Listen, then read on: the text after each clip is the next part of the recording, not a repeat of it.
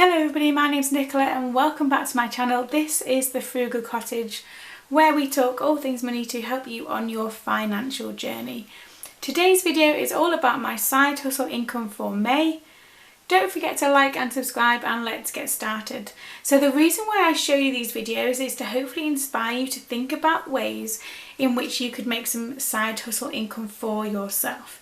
And then perhaps you can start to work on your bigger financial dreams, like perhaps starting to invest, building that emergency fund, taking your family somewhere, whatever you want to work on. These are just some ideas about how you could get started, but also I film these to keep me accountable for creating my own income streams. So the whole reason for me doing this is that most of the time this side hustle income goes into building my £1,000 a month dividend investment income stream and funding our early retirement dream, and I'll leave a link to both of those videos down below. Anyway, so this month I have 5 different sources of side hustle income. One that's been in a month before is not on there because I haven't earned anything, and there is a new addition line in the thing that I've done for the first time this month, which I absolutely loved, and have another one planned already. So let's get into the numbers. So the first thing I'm going to write down is course sales. So I have an e-course about how to reduce your food spend. I'll leave a link below to that. It's currently on offer for just over £1. I'll leave the code that you need to type in for that if you want it. I speak about this a lot. I don't do a lot of marketing in terms of this e-course. I am in two minds of whether to keep it running or not. But for now it's there, and it does bring me in a teeny tiny, and I mean teeny tiny, bit of income. So the income I received in May for that. And the other thing is, it's a really random number because of the fees taken off on the platform that it's used in, that it's like hosted on. Plus they pay me in American dollars for whatever reason, which is then changed into pounds. So core sales, £14.33 there for that. Like I said, really random number. It doesn't bring me a lot of money. That is one of the things that I have to work out whether to keep or not. But I'll link it below if you want to have a look. The second one on here. So I do virtual assistant work for one client. And actually as of June, I don't know if that is continuing. So for now, this might be the last time I write this. VA work, so virtual assistant work. I earned £72 in May. For that, I only work with one person at the moment, and like I said, I don't know if that's continuing, so for now that might be the last time I write that on there. However, £72, not mad at all. Blog wise, I had one sponsored post pay in May. Actually, it was a sponsored post I did a while ago, but the way I do my accounting is I only count money when I receive it in the bank. So this was done a while ago, but it's just paid out in May, and that was £200. Which is really good. It was a post with a company, so it tends to pay okay. I'm quite pleased with that. I do wish that I got more sponsored content from my blog in some ways, but I don't actively seek it, and I turn a lot of things down that are not a good fit for my blog and my readers, so that's probably why it's slightly less than maybe other people's. So products, so you know that I have my budget planner and my cash envelopes and my meal planner. I've always said that I would love this to become a better source of income. The budget planner is something I use month in and month out. As you know, if you watch my videos, you'll know I use it. I am planning on changing it slightly so it's slightly better. We'll see if I can get that done by the end of June. I'd love this to be better, but it isn't, and I sold one budget planner during the month of May, so thank you if it was you that bought that. I do appreciate every sale that I get of these, and I genuinely have the products because I think they will help people. It's things that I use all the time that helps me on my own financial journey, but there you go. And the last one on here, which I'm the most excited about, I'm not gonna lie, and I had the best time, and I've had some lovely feedback, and I've also had some kind of constructive comments about what could be improved for next time, which is totally fine. I'm all for learning and growing and bettering the service. I held my first workshop, my first live workshop, during the month of May, and it was a live workshop on how to start investing. So I teach things about, you know, how you set yourself up to have a good foundation to then begin to start investing, what the different terms mean, how, like, where do you put your investments, what do you look out for. Obviously I'm a dividend income investor, so it is slightly slanted towards that, but everything to do with investing is in that workshop. If you are interested in that, I'll leave a link below to my shop, but the link for the next one is in there. It's on the 5th of July, and you are more than welcome to come and join me if you would like that. But it was such a, I mean, it overran by nearly an hour because the lovely ladies that were in there just had lots of questions. They wanted to talk with different people. You know, it was everything that I thought or hoped it would be and more. So I really enjoyed that, and it's something that I definitely want to look at in terms of my general direction, because I'd love to do one on like the base, like just financial basics as well. So watch this space. But honestly, it was the best evening, and don't get me wrong, it took a lot of work up front. I produced a work booklet PDF for them to have and read and download, and it had spaces to write stuff in as well. I also had to obviously plan all of what I was talking and things, and there were welcome documents. There was also a tracking Excel document as well and things, so it took a lot of work up front.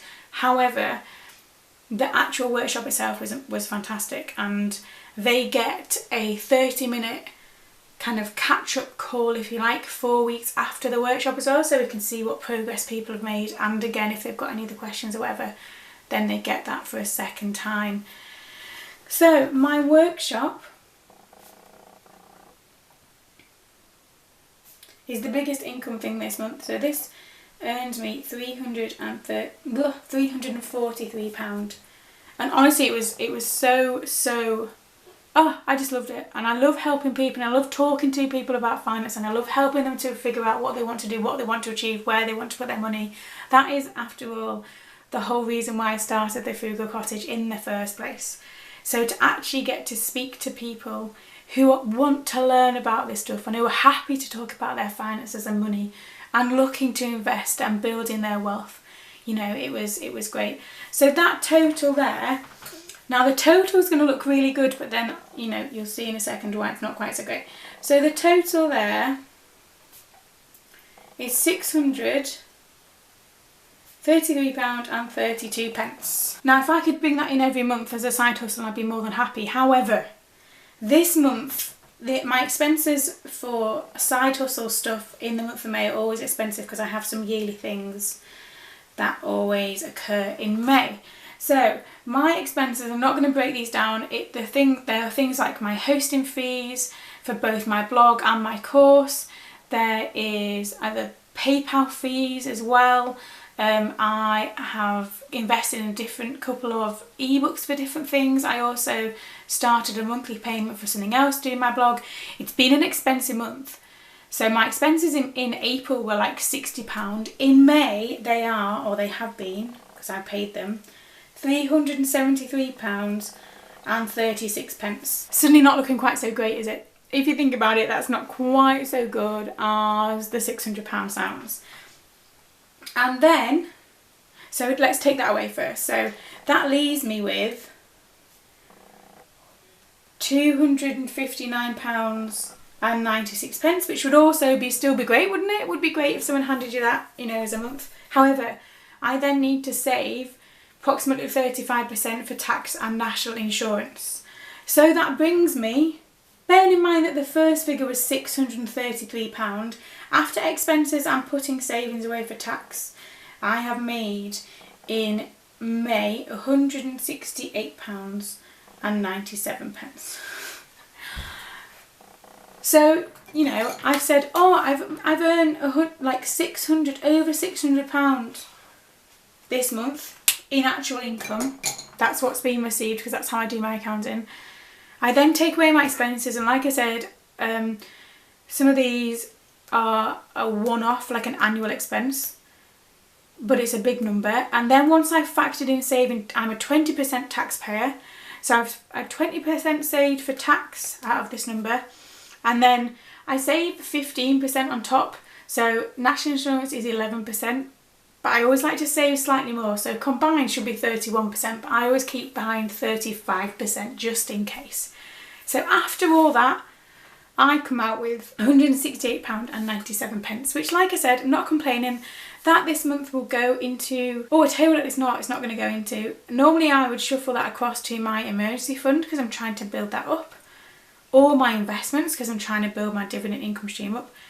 This month is actually going to go towards paying off our summer holiday, which is a nice thing to use it for, I feel, rather than it just going into the same old accounts. So when I was working out my income for May, I was really happy. I was thinking, oh, this is a really good month. The workshop was amazing. I was really happy with that. I then calculated all the expenses I had this month and thought, oh, it's getting a bit high. So, you know, if I could get to this number, no, I'll tell you what, if I could get to £500 a month in side hustle income consistently, and again, that's before saving for tax and national insurance, but if I could get around that figure each month, it would make such a difference to our long-term goals. It's just finding that balance between kind of life, like real life, and blog, YouTube, side hustles, all the extra kind of stuff. But I definitely intend, like I said, I've already got another one in the works, but I intend to look at workshops as a way forward because I had such a great time. And it was so lovely to speak to people who wanted to learn about stuff and who were willing to talk about their different aspects of their own finances.